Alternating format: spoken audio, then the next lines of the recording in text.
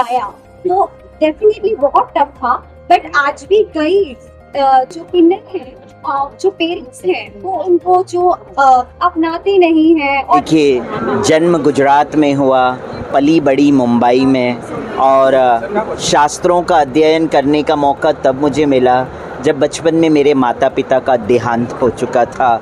और मुझे शास्त्रों का अध्ययन करवाया उन्होंने, और मैंने अपनी जेंडर को छुपाए रखा था उस वक़्त, क्योंकि मुझे गुरुकुल में रह के शास्त्रों का अध्ययन करना था। 33 कोटि देवी देवताओं की उच्च श्रेणी में आते हैं किन्नर।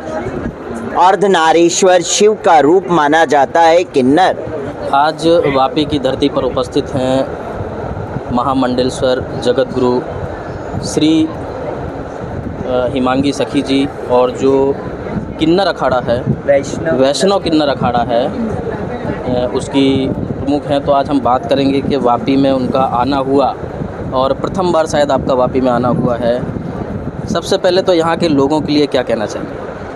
मैं वापी के जितने भी लोग हैं और हमारे जो पुत्र हैं राकेश पांडे जी, उनका परिवार, और इतना तन मन से जो सेवा और जो प्रेम दिया है उनके परिवार ने, और पूरे वापी वासियों ने मुझे जो प्रेम दिया है, क्योंकि मैं प्रथम बार इस वापी के भूमि पे आई हूँ।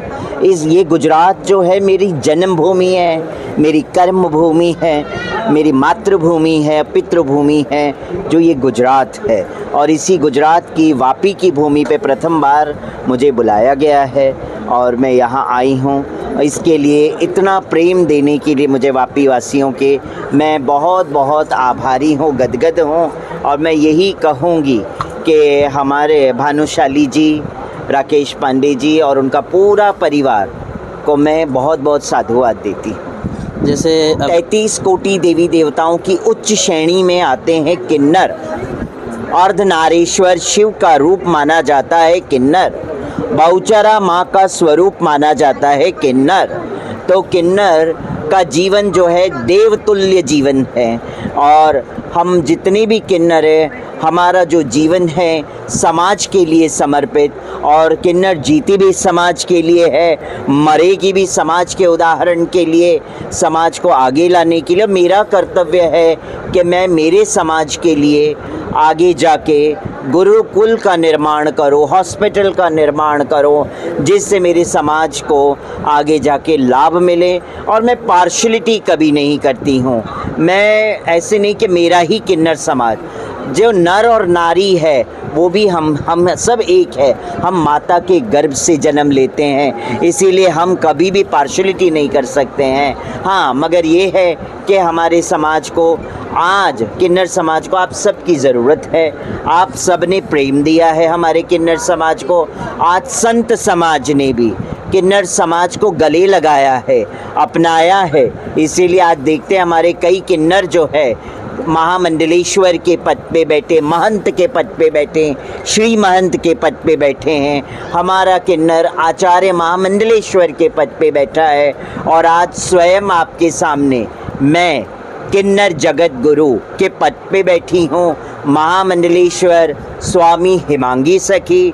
जो आप सब जानते हैं कि मैं श्रीमद् भागवत कथा का गान भी करती हूँ, देश विदेशों तक मैंने कथाएं की है, और आगे भी मैं कथा करके हमारे किन्नर समाज के नाम को मैं चाहती हूँ, मतलब गौरवान्वित हो हमारा पूरा किन्नर समाज, कि वो खुद जानता है कि आज किन्नर समाज में कोई कथा, सत्संग या भागवत नहीं करता है।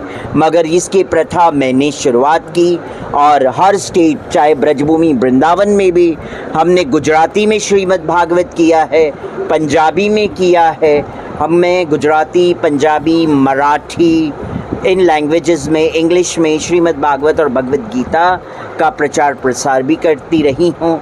और कॉलेजेस, यूनिवर्सिटीज़ में प्रचार इसीलिए करना मैं ज़रूरी समझती हूँ कि हमारे न्यू जनरेशन्स की आने वाली जो पीढ़ियाँ हैं वो धर्म के साथ जुड़े रहें। श्रीमद् भागवत का वाचक हैं, और हमें ये भी पता है कि आप सबसे पहली किन्नर श्रीमद् भागवत कथा वाचक है।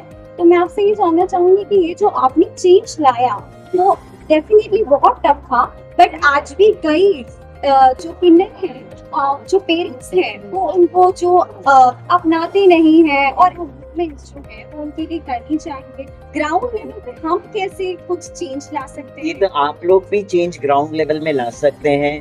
और किन्नर समाज तो आप लोगों के ऊपर आश्रित है ना। संत समाज पे आश्रित है, संत समाज से ज़्यादा समाज पे आश्रित है किन्नर समाज।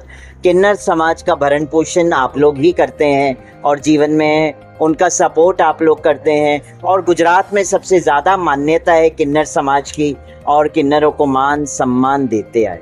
सवाल रहेगा, एक छोटा सा बालक गुजरात में जन्म लेता है और महाराष्ट्र में जाके उसकी एजुकेशन होती है। लोग जिस वक्त अपने आप को संभाल नहीं पाते हैं, आपने एक कर्म भूमि, धर्म भूमि या सनातन संस्कृति की भूमि कह दोगे, वहाँ पर जाकर आपने शिक्षा ली, और आज पूरे विश्व में शायद ऐसा कोई देश नहीं है जो आपको ना जानता हो। किस तरीके से ये शिक्षा हासिल की और आज समाज में जो संदेश आपने फैलाया, कैसे पूर्ण हो सका?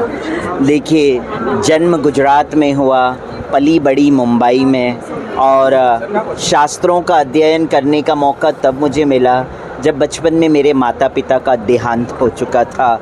मैं करीबन 10 साल की थी जब मेरी मम्मी एक्सपायर्ड हुई, और जब मैं 5 साल की थी तब मेरे पापा एक्सपायर्ड हो गए। माय फादर वाज मतलब फ़िल्म डिस्ट्रीब्यूटर थे, और राज कपूर जी की कई फ़िल्में उन्होंने डिस्ट्रीब्यूट की है। और बस ये है कि माता पिता के जाने के बाद हमारा मन ऐसा था कि ब्रजभूमि वृंदावन की ओर चल पड़ा। और फिर गुरु मिले, गुरु से ज्ञान मिला, गुरु कृपा पाए भक्ति लता बीज कहते हैं ना। तो जो गुरु की कृपा हुई और हृदय में भक्ति लता बीज उन्होंने बोया, और मुझे शास्त्रों का अध्ययन करवाया उन्होंने। और मैंने अपनी जेंडर को छुपाए रखा था उस वक़्त, क्योंकि मुझे गुरुकुल में रह के शास्त्रों का अध्ययन करना था। और आज ये किन्नर हिमांगी सखी मीरा के पच्चीनों पे चलती है और हमेशा मीरा का ही दोहा गुनगुनाती है। ऐरी मैं तो प्रेम दीवानी, मेरो दर्द न जाने को, जाने तो जाने मारो गिरधर गोपाल, दूसरो न कोई। जा को सर मोर मुकुट, मेरो पति सोई, ऐरी मैं तो प्रेम दीवानी। तो